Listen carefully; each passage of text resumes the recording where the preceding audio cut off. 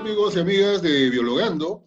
Bienvenidos nuevamente al programa. El día de hoy tenemos a un invitado especial. No es un biólogo, pero actúa como tal en las áreas legales. Él es el abogado Carlos Soria Dalorzo. Él es un abogado ambiental que ha egresado de la Universidad Católica del Perú. Tiene una maestría en Ciencias Sociales en Flaxo, en Ecuador, y ha hecho un doctorado en la Universidad de Flandes, en Australia, ¿no? Él es un consultor en varios temas, con la OCTA, la Organización del Tratado de Cooperación Amazónica, la FAO, el Betas Condesan, CIFOR, USAID, es decir, bastante demandado por el conocimiento, el manejo que él tiene. Ha realizado diversos estudios de impacto ambiental, tanto en Bolivia, Chile, Colombia, Perú. También ha contribuido a la elaboración de lo que ha sido la guía de evaluación ambiental estratégica, entre otras cosas. Y, por supuesto, docente con más de 30 años de experiencia en diversas universidades del Perú y el extranjero. Bueno, la verdad es bastante importante su experiencia, pero en especial algo que muchos no notan es que él tiene una relación de trabajo y de apoyo a los pueblos indígenas. En especial en estos últimos meses, él está trabajando mucho en ese tema, y entonces lo he invitado justamente para hablar sobre la situación de los pueblos indígenas en la pandemia del COVID-19. Bienvenido al programa, Carlos. Encantado, Sandro. Un gusto estar aquí con tu interesante audiencia que veo que crece cada día más. Gracias, Carlos. Bueno, Carlos, entrando al tema, la situación de los pueblos indígenas no es muy buena. Y hay varios problemas a nivel de todo el país, así es que cuéntanos, ¿cuál es esa situación? ¿Cómo podrías tú identificar los primeros problemas que tenemos ahora, en este momento, respecto a la situación de los pueblos indígenas en esta pandemia, que ya ha llegado a la Amazonía y que hay varios que están infectados? Bueno, yo diría que uno de los problemas es el diseño del Estado en su evolución a lo largo de centurias, ¿no? Este Estado que vivimos hoy en realidad es el resultado de los últimos 1000 años, ¿no? Comienza en la Inglaterra medieval y se proyecta hacia el futuro como el modelo donde la burocracia en el centro urbano, en lo que era antes la ciudad amurallada, organiza la realidad y pretende que tiene control y la regula, ¿no? Entonces, una de las primeras cosas que yo me encontré el año 88, cuando comencé a trabajar los temas ambientales, es que la ley decía que el Ministerio X regula, fiscaliza, ordena, y entonces tiene dependencias en tal sitio, y eso hace y controla. Y la pregunta era, ¿y eso existe en la realidad o está solo en la norma, ¿no?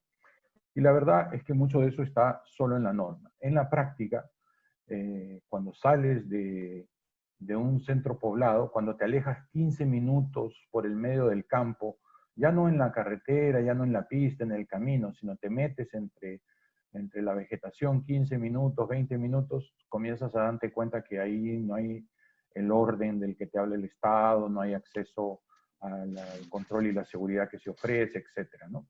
Y la cosa se complica pues cuando ya son horas que vas por un río, alejándote de una ciudad, etcétera, ¿no?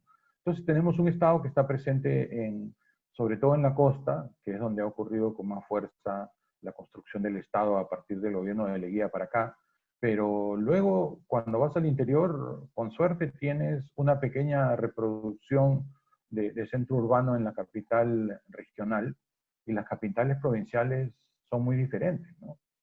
Peor las capitales de los distritos. Entonces resulta pues que esa oferta enorme de bancos que tenemos en Lima, que tú vas al supermercado y encuentras los bancos peleándose por llamarte para que pongas tu cuenta ahí, tus depósitos. Bueno, hay ciudades como Puerto Bermúdez donde hay Banco de la Nación, punto. Llegas a Atalaya, Banco de la Nación, se acabó. Y más adentro no hay nada. Entonces yo me acuerdo viviendo en Oxapampa, el año 2005, comienzos del 2006, la gran novedad es que llegó el cajero del BCP, ¿no? Y ya tuvimos en la agencia del BCP un cajero electrónico. Y después nos llegó la carretera. O sea, teníamos un camino, el viejo camino de tierra, y de pronto con el gobierno de Toledo ya se asfalta. Bendición, todos contentos, llegó la carretera, el viaje va a ser más rápido. Sí, pero también llegaron los choros, ¿no?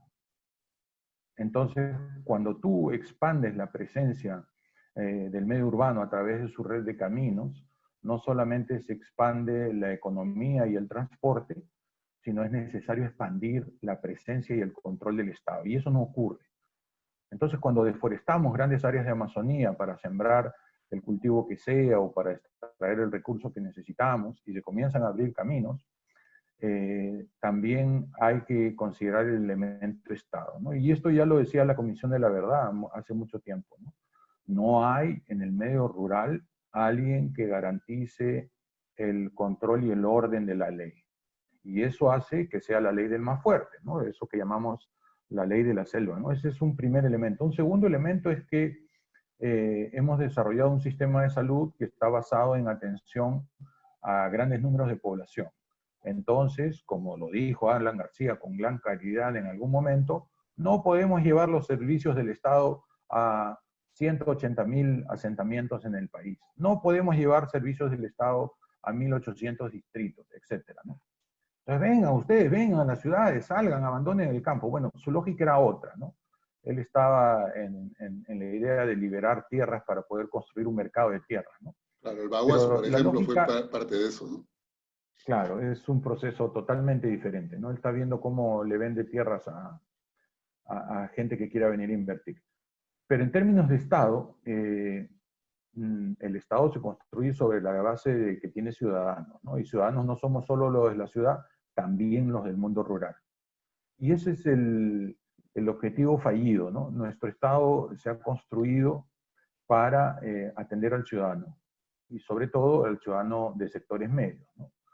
Una conocida ex defensora del pueblo, ex primera ministra, etcétera, decía, a nosotros lo que nos tiene que preocupar como objetivo es la opinión de los sectores medios urbanos. Tenemos que convencer a la élite de que nuestro proyecto es lo que hay que hacer, ¿no? Y esa es la visión de muchos políticos, ¿no? Están conectados al sector medio con cierto nivel de ingreso que pueden tener incidencia a través de los medios de prensa, la televisión, etcétera, ¿no? El ciudadano que está a 10 horas en deslizador por el río Amazonas, pues nadie ha pensado en él, ¿no? Pero no solo que no han pensado en términos de cómo recoger su opinión y cómo tomar en cuenta sus necesidades, sino que los centros de salud no están pensados en ese diseño, ¿no?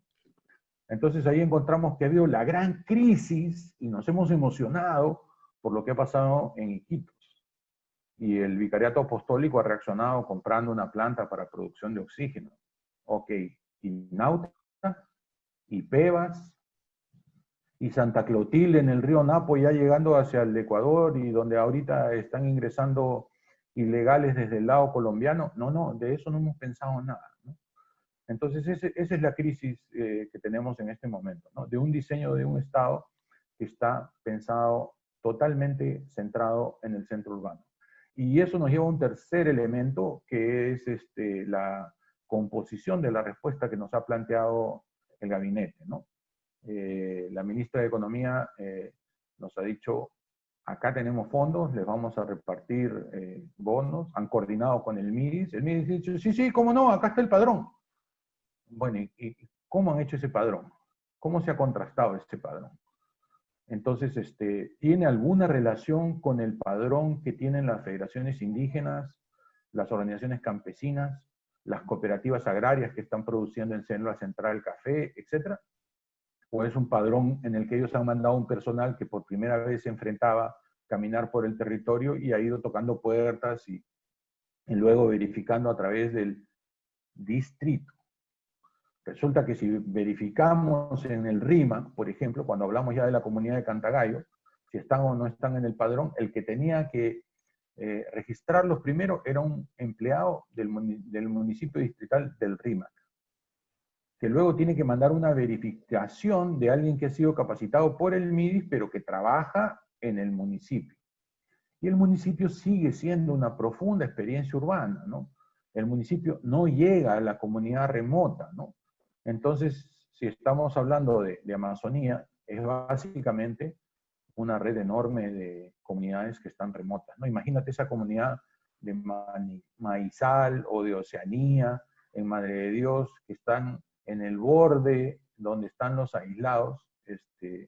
No, pues de ellos no podemos esperar que estén registrados en ningún padrón, y peor aún decirles, por favor, vengan a recoger su bono, ¿no?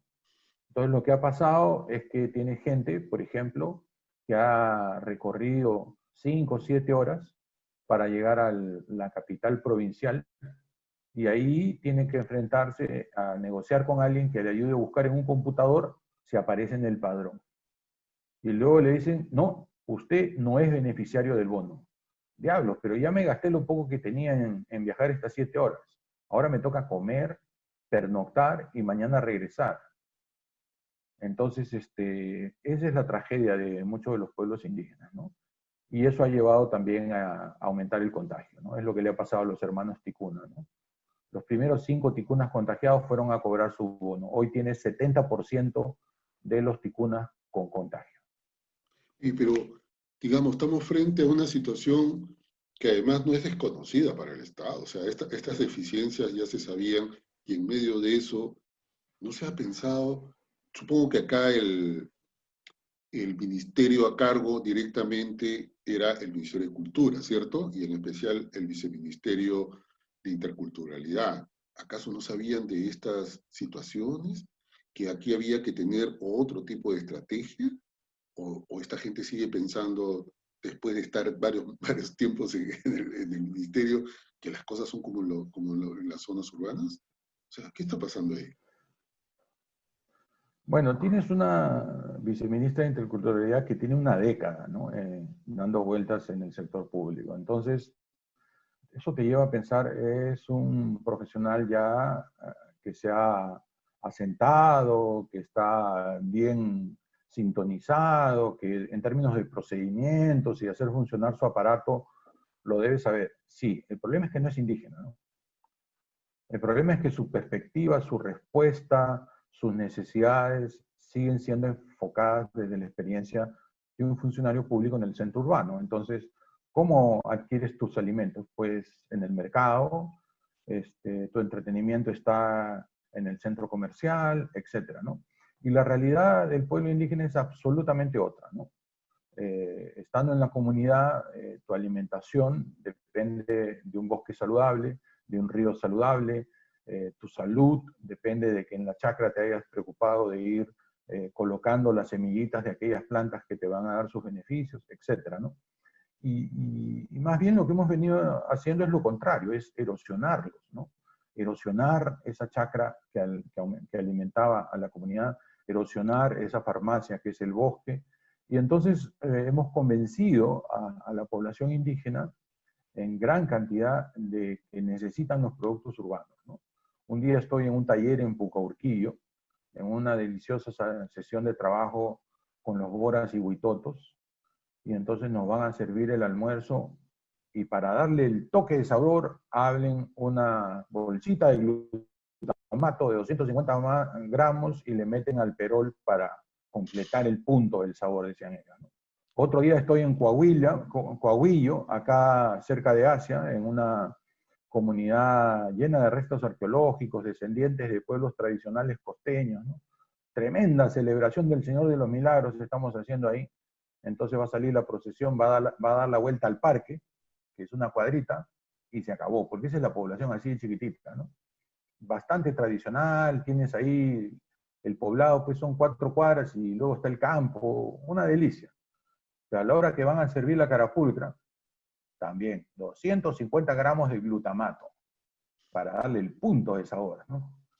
Entonces esa es la televisión, ese es el medio urbano, el decirte tu cultura no vale, yo te voy a dar ese elemento. Bueno, todo esto se traduce en que en muchas comunidades están esperando la pastilla, la inyección, y lo que ha pasado ante el abandono del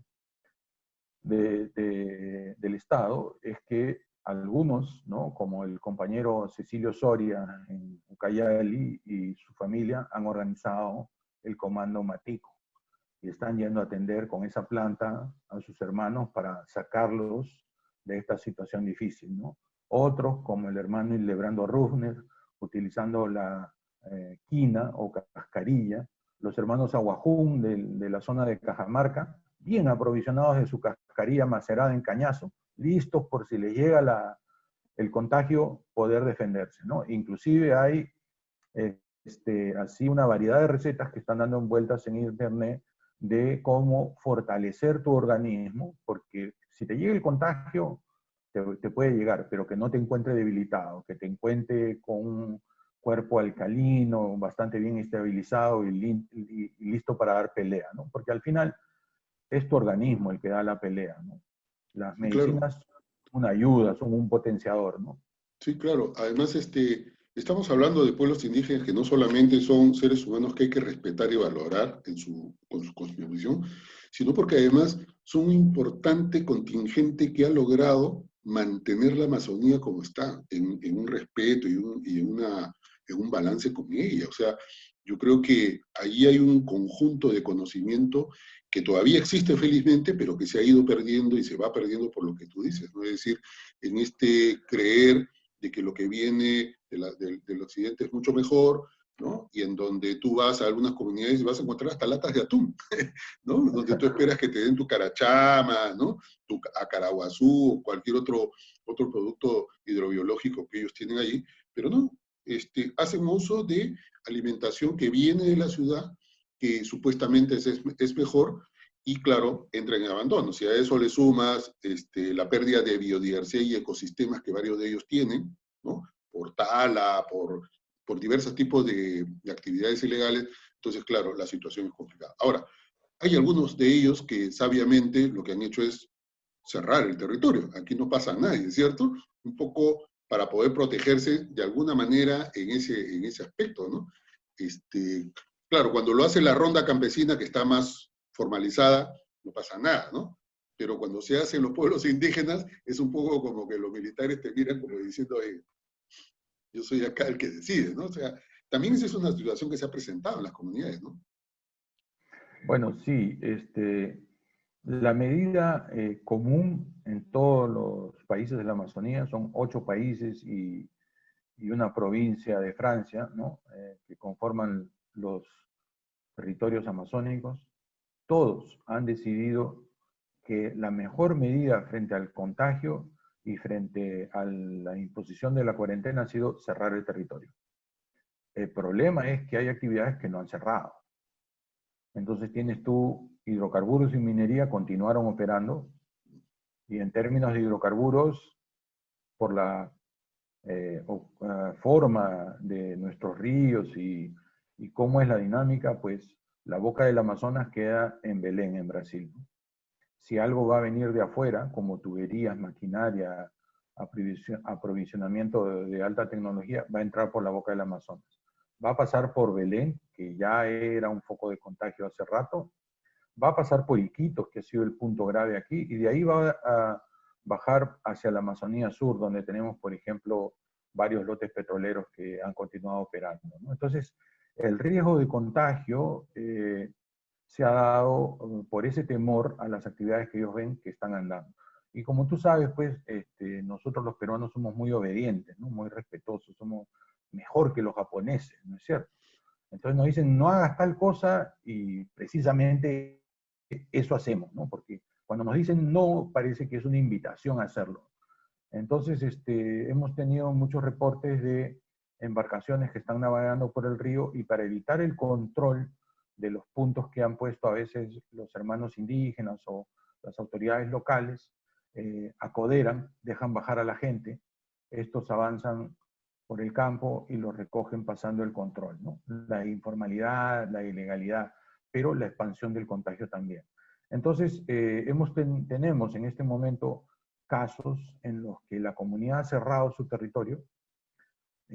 Ayer llegó el reporte de una comunidad Xaninka que había puesto una tranca en la carretera, y viene la policía a toda velocidad y rompe la tranca, ¿no? Porque yo soy la policía, soy la autoridad, yo puedo hacer lo que me dé la gana.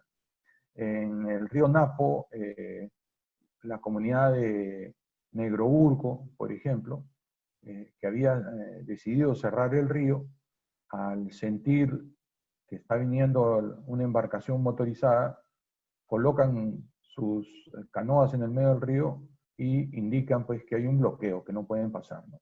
Bueno, la embarcación que venía era de la Marina, han navegado varias horas desde Iquitos, iba camino a Santa Clotilde, que está un poco más allá en el Napo, y se inicia la discusión. Entonces, parte de la discusión tiene que ver con el hecho de que, ¿y quiénes son ustedes pues, para decirme que no puedo pasar? Si yo soy la autoridad. Ahora, la comunidad le pone la regla de no ingreso a aquel que no esté autorizado. Y obviamente la autoridad sí está autorizada a acercarse, a conversar, a coordinar, a indicar qué va a pasar. Pero conversa, pues hermano, no me rompas la tranca, no pases a lo bestia por el río, no me estés llevando y trayendo gente. Ninguna comunidad se opone a la coordinación con la autoridad. Ninguna comunidad en Perú, en Brasil, en todos estos países, ninguna comunidad rechaza la ayuda del Estado o la presencia del control policial o militar. El asunto es coordinemos. Y si tú apareces por el medio del río y nosotros no sabemos que estás viniendo, te vamos a pedir que te identifiques. Y eso es lo que hicieron.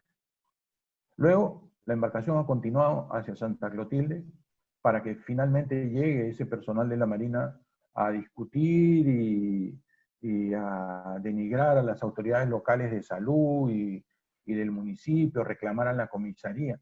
Pero ¿qué pasa también? Reclama esta autoridad que no le han avisado que la comunidad ha cerrado y que está bloqueado el tránsito. Bueno, lo que pasa es que también las comunidades y sus autoridades notificaron a la comisaría, notificaron a las autoridades del gobierno regional, a los de la escuela, porque ahí hay un colegio, etc. Pero las autoridades no quieren estar en este entredicho de que su superior lo mande a hacer lo contrario, ¿no? Esta es la situación como cuando al general ese que tenía que calmar el moqueguazo, le dicen, echa bala nomás hermano, rómpeme eso, la gente no me puede bloquear la carretera. Y él dice, no, son seres humanos, no voy a disparar, ¿no? Bueno, en este caso es que la autoridad es timorata, ¿no? Y como no quiere tener que enfrentar a su población y sabe que el superior puede tomar una medida desconsiderada, prefiere no informar. Entonces se guardan la información. Y eso está generando ahí una ruptura en el flujo de información que podría garantizar simplemente una coordinación por radio diciendo, estamos enviando un grupo, va a llegar, no tienes ni siquiera decir a qué hora va a llegar, pero ya sabrán que cuando viene un bote por el río estarán atentos que debe ser esa autoridad que está viniendo, ¿sí? Ahora, en materia digamos ya de normas, entiendo que ha salido alguna norma que trata de dar algunas salidas a esta problemática. Bueno, salió el decreto legislativo 1489 que plantea hacer una estrategia para la protección de los pueblos indígenas frente al COVID, y hace como 5 días se ha aprobado una propuesta del Ministerio de Salud, la resolución ministerial 308-2020 del Ministerio de Salud, que nos dice cómo hacer esa intervención de salud. Yo creo que por lo menos la norma de salud es un paso en la dirección correcta. Creo que está avanzando más allá de lo que ha sido el decreto legislativo 1489, pero desde el punto de vista ya del sector cultura, el decreto legislativo 1489 es deficiente, ¿no? Es deficiente porque reitera lugares comunes y nos trae como novedad cosas que son menos avanzadas de lo que ya estaba presente en la legislación vigente, ¿no? Tenemos la Ley del Procedimiento Administrativo General que nos dice que es posible tener conferencias y acuerdos entre sectores, ¿no? Es decir, si tú necesitas coordinar salud, cultura y defensa, puedes hacerlo. Y puedes dejar constancia de aquello en un acuerdo entre esos sectores y avanzar entonces en medidas concretas que tienen mucho que ver con cómo damos la logística a una intervención que pretenda atender la salud de pueblos indígenas, ¿no? Entonces, luego tenemos una serie de normas de la propia ley del Ministerio de Cultura, que nos hablan de unos 7 mandatos para fortalecer esa coordinación intersectorial, para coordinar entre nivel nacional, regional y local. Nada de eso aparece en el 1489, ¿no? Parece que los funcionarios que enfrentaron el desarrollo del 1489 se están imaginando que no existe nada sobre el tema y que ellos están comenzando son el primer hombre sobre la luna. Bueno, parece que estaban más en la luna que en control de las normas que ya tienen como herramientas y que han debido utilizar, ¿no? Igual tienes en el sector ambiente una serie de normas que refieren a coordinación intersectorial. Son todas esas claves para poder organizar la logística de lo que se necesita en este momento y para implementar los millones de soles que se están destinando a estos temas, ¿no? Ahora, pero ya a 2 meses de todo este problema, entiendo que recién se están haciendo coordinaciones, recién están escuchando a las federaciones y a los pueblos indígenas, lo cual me parece francamente bien irresponsable, ¿no? O sea, aquí tiene que haber alguien que tiene que pagar, digámosla, con su responsabilidad el tema, porque hay indígenas que han muerto y hay indígenas que se siguen infectando, y eso tiene una responsabilidad, ¿no te parece? Bueno, sí, en este momento tenemos más o menos 8.000 hermanos indígenas contactados, ¿no? 7.911 casos confirmados de COVID. Y fallecidos, estamos en 461. Somos, después de Brasil, el país con mayor problema, ¿no? Tenemos lugares como Colombia, donde los fallecidos son 65 al día de hoy y los contagiados no llegan a 3.000. Pero la situación es grave y yo creo que estamos en el comienzo de la curva. Perdón, ¿qué comienzo de la curva? Estamos en el ascenso de la curva, ¿no? Estamos arrancando hacia arriba. Desde el día 17 de abril podemos ver cómo semana a semana la línea se va disparando hacia arriba, ¿no? No hay curva todavía, es una fuerte tendencia al alza y pues eso explica la situación que tenemos grave, difícil en toda la Amazonía y donde no estamos preparados para enfrentar los casos graves, para atender el abastecimiento de medicinas y de alimentos de los que aún no están contagiados y para prever las campañas de salud, ¿no? He visto ahí algunas campañas de salud oficiales en términos de videitos y de materiales, pues el Ministerio de Cultura se ha negado a llevar banners a las comunidades, sino ha insistido en que ellos hacen los diseños digitales, ¿no? Contratan una consultoría, alguien que les hace el diseñito, y que se lo mandan a la Federación Indígena pues para que reparta. Bueno, total pues, o sea, ¿quieren conversar con la Federación y tiene algún nivel de participación? ¿O es simplemente un implementador de los productos que ellos contratan y que después no saben cómo utilizar, ¿no? Como tú sabes, en comunidades hay una gran variedad de situaciones, ¿no? Hay gente del contacto inicial, hay gente que hace 50, 60 años fueron contactados, pero han preferido mantener una relación de baja intensidad con el Estado y con la escuela, y entonces viven en un ritmo y una velocidad que no es el mismo de que le pones un televisor y con un videíto de 3 minutos tipo TikTok van a entender rápidamente, ¿no? Ahí hay procesos de conversación, de reunión, de asamblea, la gente mayor del grupo tiene que hablar. Después tenemos otros hermanos como los dirigentes que te mencionaba hace un rato, que si bien tienen su cultura íntegra, al mismo tiempo también saben cómo interactuar con esta sociedad occidental, saben dónde presentar una demanda, una denuncia, dónde conseguir el apoyo técnico y avanzar en sus propuestas, ¿no? Pero es en esta enorme diversidad que el Estado tiene que imaginarse cómo atender para todos, ¿no? Y ahí creo que la ineficacia está, por un lado, en la estructura del Estado, pero otra vez también en el hecho de que los funcionarios son funcionarios un poco de papel, ¿no? Están acostumbrados a responderte conforme el inciso C del artículo 37 de la ley 28 no sé cuántos, usted tiene que hacer valer su derecho en la instancia respectiva. En lugar de decirte, por favor, traiga su DNI. ¿Sí? Esa costumbre de contestar al ciudadano para patearlo, confundirlo y entregarlo en los brazos de una asesoría legal, de un asesor contable, bueno, pues ahí terminas contratando a Richard Swing para que te defienda, ¿no? Porque tú realmente nunca verificas, no te vas a ir a la SUNEDO a ver si el abogado que has contratado tiene título, ¿no? No tienes ese manejo de cómo llegar a verificar datos, ¿no? Y ahí es donde se aprovechan de la gente más humilde, más vulnerable, ¿no? Bueno, Creo que yo creo que sí. el panorama es bastante complicado ahora para los pueblos indígenas y ojalá que, digamos, el Estado entienda que es sumamente importante coordinar con ellos, conversar con ellos.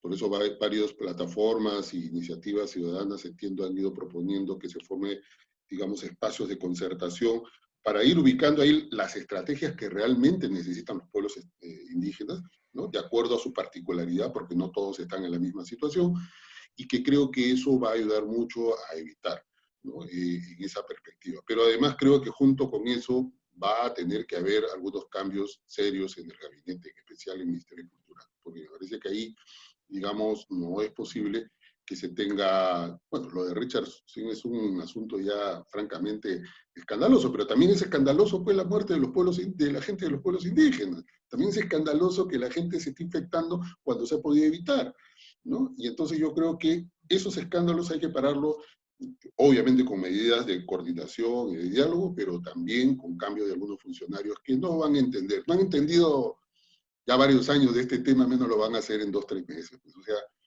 me parece que ahí también hay que hacer algunos cambios fuertes, ¿no? O sea, yo creo que en el Viceministerio de Interculturalidad tiene que haber un cambio radical que comienza por designar un viceministro de Interculturalidad que sea indígena. Y que no sea pues un indígena de esos que están envueltos en escándalos o que tienen antecedentes de tráfico de tierras o que son elegidos el jefe de su organización hace 30 años, ¿no es cierto? Sino que tengan un efectivo liderazgo, que tengan capacidad profesional, que tengan capacidad de gestión, que conozcan del Estado, ¿no? En ese sentido, pues hay una docena de nombres que se me vienen a la cabeza de profesionales indígenas, técnicos indígenas, de gran experiencia en la relación con el Estado, con liderazgo decente, reconocido en sus diferentes organizaciones y que pertenecen a diferentes pueblos, ¿no? Ese sería un primer paso.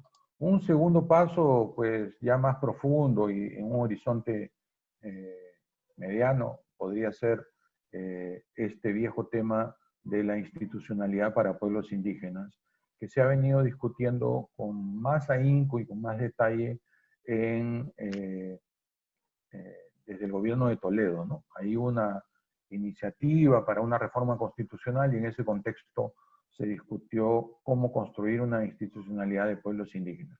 El problema es que las institucionalidades finalmente terminan devoradas por la maquinaria, ¿no?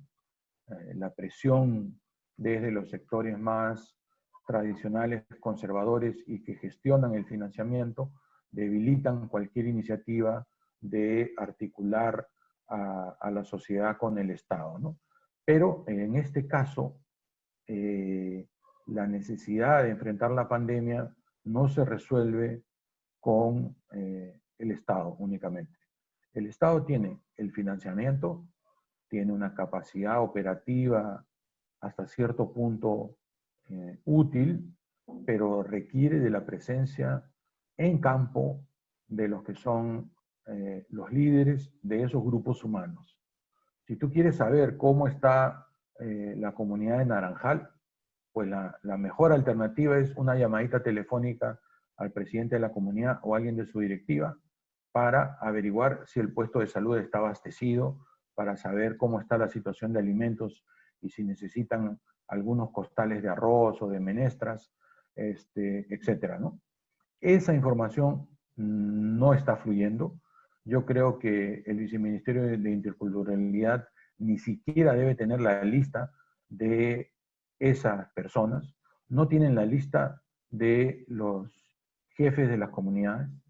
No deben tener la lista de los becarios que han salido de esas comunidades a estudiar en centros urbanos y que son, por tanto, hábiles en el uso de la tecnología, algo han aprendido de la relación con el Estado y con el medio urbano, etcétera, ¿no? Entonces, hay espacios donde rápidamente podríamos generar sinergias. Y esto, pues, no es un invento, aquí no hay gran secreto, está en la recomendación de los obispos de la Amazonía que dijeron tiene que haber un diálogo con las organizaciones, y está más aún en la recomendación del Banco Interamericano de Desarrollo de cómo enfrentar el desafío del COVID, ¿no? El Banco Interamericano nos dice, hagan un comité de emergencia, en ese comité de emergencia tienen que estar Estado y organizaciones indígenas, tienen que garantizar el flujo de información y tienen que organizar la respuesta de salud para los casos graves, los contagios, etcétera, ¿no? Nada de esto se ha hecho. Y esto, pues, o sea, el funcionario puede ser lo más incompetente que quieras, ¿no?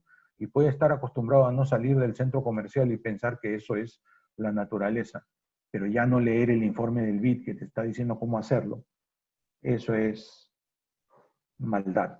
Bueno, definitivamente hay gente que no entiende ni va a entender, pues porque ni siquiera pisó la Amazonía, entonces no sabe ni siquiera, no tiene ni idea de cómo funcionan las cosas ahí. Y creo que aquellos que tenemos larga trayectoria y experiencia en nuestra relación y que conocemos a muchas comunidades sabemos que las cosas son totalmente diferentes. Así que vamos a seguir haciendo todos nuestros esfuerzos pues desde las plataformas y de los movimientos ciudadanos para poder apoyar a los pueblos indígenas. Ojalá que el gobierno atienda y además escuche los cambios que son necesarios. Por lo demás, Carlos, te agradezco mucho esta entrevista, la verdad nos ha graficado bastante la situación que es lamentable de los pueblos indígenas. Yo espero que esto se pueda mejorar, yo espero de que hayan menos casos en la Amazonía, pero eso dependerá de que el diálogo influya de manera horizontal y con bastante viabilidad. Por lo demás, Carlos, agradeciéndote entonces en esta entrevista y le digo a los amigos y amigas que nos están escuchando que nos vemos en el próximo programa de Biologando y Carlos y yo nos quedamos en casa. Hasta el próximo programa. Nos vemos.